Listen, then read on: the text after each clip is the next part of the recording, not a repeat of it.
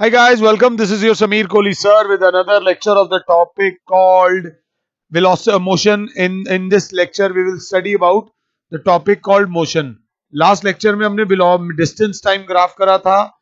इस lecture में हम लोग velocity time graph करेंगे. Velocity time graph या speed time graph एक ही बात होती है. पहले बात समझ लेना. वेलोसिटी वो होती है जो मीटर्स पर सेकंड में होती है या किलोमीटर्स पर आवर में होती है. टाइम वो होता है जो सेकंड्स में होता है या आवर्स में होता है. जब आप रेस्ट पे होते हो तो आपकी वेलोसिटी जीरो होती है, और जब जीरो होती है तो क्या ही होती है, जीरो है तो नहीं है ना. 0 metres per second is no velocity, you are at rest. उस लेक्चर में हमने पढ़ा था, पिछले वाले डिस्टेंस टाइम ग्राफ में हमने ग्राफ बनाया था रेस्ट का. हमने ग्राफ बनाया था नॉन यूनिफॉर्म मोशन का, और हमने ग्राफ बनाया था यूनिफॉर्म मोशन का. इसमें हम रेस्ट का ग्राफ नहीं बनाएंगे. मगर एक बच्चा कहता है नहीं सर आपको बनाना पड़ेगा बनाना पड़ेगा. तो अगर बनाने को बोलते हो तो बना देता हूं. ये एक्स टाइम हमेशा यहां आएगा सेकंड्स में, ये वेलोसिटी मीटर्स पर सेकंड में. अगर बॉडी रेस्ट पर है तो आप ये समझो, अगर बॉडी रेस्ट पर है तो ये वेलोसिटी, ये time 0 seconds, 10 seconds, 20 seconds, 30 seconds. तो वेलोसिटी अगर बॉडी रेस्ट पर है तो वेलोसिटी कितनी होगी? 0 मीटर्स पर सेकेंड. वेलोसिटी कितनी होगी? 0 मीटर्स पर सेकेंड.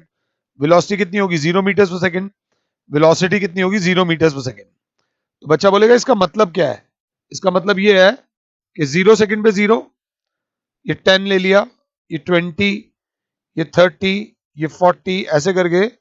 तो 10 सेकेंड्स बाद भी 0, 20 सेकेंड्स बाद भी वेलोसिटी 0 आ रही है, 30 सेकेंड्स बाद भी वेलोसिटी 0 आ रही है, 40 सेकेंड्स बाद भी वेलोसिटी 0 आ रही है. This is the graph of the body at rest which represents the time axis. तो इसको ज्यादा सोचने की जरूरत नहीं है. अगला ग्राफ बनाता हूं मैं आप लोगों के लिए नॉन यूनिफॉर्म मोशन का. We are going to make a graph of non uniform motion. Non uniform motion को बोलते हैं एक्सेलरेटेड मोशन. एक्सेलरेटेड मोशन क्यों? क्योंकि उसमें वेलोसिटी चेंज हो रही है. वेलोसिटी क्या हो रही है? चेंज. तो अगर ध्यान से देखो तो क्लास बोलेगी sir O X Y, this is time in seconds, this is velocity in metres per second. Logical graph बनाते हैं. माना बॉडी स्टार्ट्स फ्रॉम रेस्ट, तो 0 सेकेंड में बॉडी की वेलोसिटी है 0 मीटर्स पर सेकेंड. 10 सेकेंड बाद बॉडी की वेलोसिटी है 15 metres per second. 20 second, 10 second और बाद बॉडी की वेलोसिटी है 40 मीटर्स पर सेकेंड. और 10 सेकेंड बाद और मतलब 30 सेकेंड बाद बॉडी की वेलोसिटी हो जाती है 5 मीटर्स पर सेकेंड. तो इस तरीके से कभी वेलोसिटी कुछ हो रही है, कभी वेलोसिटी कुछ हो रही है. तो हम जब ग्राफ बनाएंगे तो ये 10, ये 20, ये 30 और ये 40. ये ग्राफ हमारा 30 तक कहां तक जा रहा है? 40 मीटर्स पर सेकेंड तक. तो ये 5, 10, 15, 20, 25, 30, 35, 40. तो ध्यान से देखो तो 0 सेकेंड पे वेलोसिटी है 0 मीटर्स पर सेकेंड. 5 सेकेंड बाद 10 सेकेंड बाद वेलोसिटी है 15 मीटर्स पर सेकेंड. 10 सेकेंड बाद वेलोसिटी है 15 मीटर्स पर सेकेंड आपके लिए. उससे 10 सेकेंड बाद वेलोसिटी है 40 मीटर्स पर सेकेंड. ये 40 मीटर्स पर सेकेंड वेलोसिटी हो गई. उसके 10 सेकेंड बाद वेलोसिटी होगी 5 मीटर्स पर सेकेंड. ये बच्चा बोलेगा ये कैसा ग्राफ बना सर? ये वाला ग्राफ मेरे प्यारे बच्चों ऐसा बनेगा. ये ऐसे ग्राफ गया, फिर ये आया. ये जो गया ये भी स्ट्रेट लाइन नहीं गया, ये भी कर्व है, ये भी कर्व है. तो ये जो ग्राफ होता है एक्चुअली में बुक्स में ऐसे दे रखा होता है वेलोसिटी टाइम ग्राफ. अगर कर्व्ड लाइन है तो it represents a non uniformly accelerated motion. पहले बात समझना, एक्सेलरेशन का मतलब होता है वेलोसिटी चेंज होएगी. जब जब वेलोसिटी चेंज होएगी तब तब एक्सेलरेशन प्रोड्यूस होएगी. बट यहाँ कभी तो वेलोसिटी एकदम बढ़ गई, कभी कम हो गई और अलग अलग गैप पे बढ़ रही है, अलग अलग गैप पे कम हो रही है, तो इसे बोलते हैं नॉन यूनिफॉर्मली एक्सेलरेटेड मोशन। अब हमारे नोट्स क्या बनेंगे?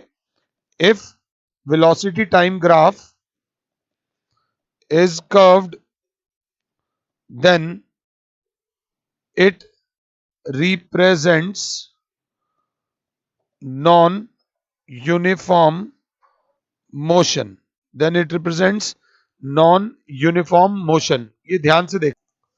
आई होप कि ये बात समझ आ रही हो कि नॉन यूनिफॉर्म मोशन का जो ग्राफ होता है वो कर्व्ड लाइन होता है। अब हम पढ़ेंगे यूनिफॉर्म मोशन। आराम से समझना। यूनिफॉर्म मोशन मतलब equal distances in equal intervals of time। Equal distances in equal intervals of time मतलब बॉडी की सेम स्पीड रहेगी। बॉडी की क्या रहेगी? सेम स्पीड रहेगी। भाई यूनिफॉर्म मोशन का मतलब है equal distances in equal intervals of time. अब समझो, अगर पापा 5 सेकंड में 10 मीटर, अगले 5 सेकंड में भी 10 मीटर, अगले 5 सेकंड में भी 10 मीटर, अगले 5 सेकंड में भी 10 मीटर चल रहे हैं, तो आप बोलोगे पापा आपकी स्पीड सेम है। स्पीड सेम है तो 40 किलोमीटर पर आवर की स्पीड पे सपोज करो तुम्हारी गाड़ी चल रही है, तो वो उसी स्पीड पे चल रही है, ना वो स्पीड बढ़ रही है ना वो स्पीड कम हो रही है। तो क्या बोलेगी क्लास? ये जो ग्राफ है, फॉर एग्जांपल 10 मीटर पर सेकेंड, 20 मीटर पर सेकेंड, 30, 40 मीटर पर सेकेंड, तो ये ग्राफ क्या है? 40 मीटर पर सेकेंड मतलब टाइम जितना मर्जी बढ़ता जाए स्पीड सेम रह रही है। क्योंकि स्पीड सेम से रह रही है तो this is the graph of uniform motion. तो बच्चा बोलेगा इफ द ग्राफ, सॉरी वैसे ही उल्टा बोल रहा हूं मैं, the graph of uniform motion is a straight line parallel to x axis, या फिर बोलोगे टाइम एक्सिस। इस पैरेलल टू क्या बेटा? Time axis. अगर मैं समझा पा रहा हूं तो। अब बच्चा बोलेगा सर बॉडी मूव तो कर रही है ना? मैंने कहा हाँ मूव कर रही है। तो बच्चा अब बड़ा बड़ी बातों में बच्चा बोलेगा can we find distance from velocity time graph? Can we find distance from velocity time graph? तो बच्चा बोलेगा इस पॉइंट बी पे देखो, देखते हैं। इस पॉइंट बी पे हम जानते हैं कि डिस्टेंस एट बी, अगर डिस्टेंस एट बी बराबर, डिस्टेंस का फॉर्मूला होता है स्पीड इनटू टाइम, थोड़ा सा extra efforts, speed at B and time at B. तो स्पीड एट बी की बात करें तो बच्चा बोलेगा स्पीड एट बी जो होगी, बी पॉइंट पे जो स्पीड होगी वो ये जैसे 40 मीटर पर सेकेंड दे रखी है, तो ये स्पीड हो जाएगी ओ ए इंटू टाइम एट बी। अगर टाइम एट बी की बात होती है, बी पॉइंट पे टाइम देखा जाएगा, तो बच्चा बोलेगा सर टाइम ये है, आप जो इसे बोलना है बोल दो, ओ सी। तो एक अच्छा बच्चा बोलेगा ओ ए इंटू ओ सी। जब आपने करा तो आपने तो इस रेक्टेंगल का एरिया निकाल दिया। ये चीज कई लोगों को अजीब लगेगी, ये तो एरिया आ गया, मतलब ये क्या आ गया? Area of O A B C. उत्तरी डिस्टेंस निकालने गए थे और एरिया निकाल कर आ गए, मतलब area of velocity time graph. Area of velocity time graph gives distance travelled. Gives क्या बेटा? Distance travelled. ये याद रख लेना। आपको वेलोसिटी टाइम ग्राफ से अगर डिस्टेंस निकालना हो तो एरिया निकाल देना, और अगर एरिया जब निकालोगे तो डिस्टेंस आ जाएगा। आई होप कि मैं आपको ये समझा पा रहा हूं। अब जो ग्राफ बना रहा हूं वो ग्राफ ध्यान से देखना, इस ग्राफ को ध्यान से देखना। ये टाइम, ये वेलोसिटी, ये ओ एक्स, ये वाई। इस ग्राफ को अगर बच्चा देखे तो बच्चा बोलेगा सर आप ये ग्राफ थोड़ा सा डिटेल में समझा दो। मैंने कहा चलो समझाता हूं। V T, 0 seconds, 10 seconds, 20 seconds, 30 seconds, 0 metres per second, 20 metres per second, 40 metres per second, 60 metres per second. तो बच्चा बोलेगा हर 10 सेकेंड में वेलोसिटी सेम बढ़ रही है, सेम बढ़ रही है। सेम बढ़ने को बोलते हैं यूनिफॉर्मली एक्सेलरेटेड मोशन। क्या बोलते हैं? Uniformly accelerated motion. अगर आप चाहो तो मैं इसको U0 से पढ़ा सकता हूं। ये हटा देते हैं 1 मिनट के लिए। कैसे हटाएंगे? देखिए, बच्चा बोलेगा कि ऐसे ले लो, 10, 20, 30, 40, ये 20, ये 40, ये 60 और ये 80। तो सबसे पहले 0 सेकेंड पे 0, 10 सेकेंड बाद 20 मीटर्स पर सेकेंड, 20 सेकेंड बाद 40 मीटर्स पर सेकेंड, 30 सेकेंड बाद 60 मीटर्स पर सेकेंड, 40 सेकेंड बाद 80 मीटर्स पर सेकेंड। तो अगर इनको हम ग्राफ को ऐसा बना रहे हैं तो आप मेरी क्लास अब उल्टा हम पढ़ेंगे। उल्टा कैसे? If velocity time graph is straight line, it represents uniformly accelerated motion.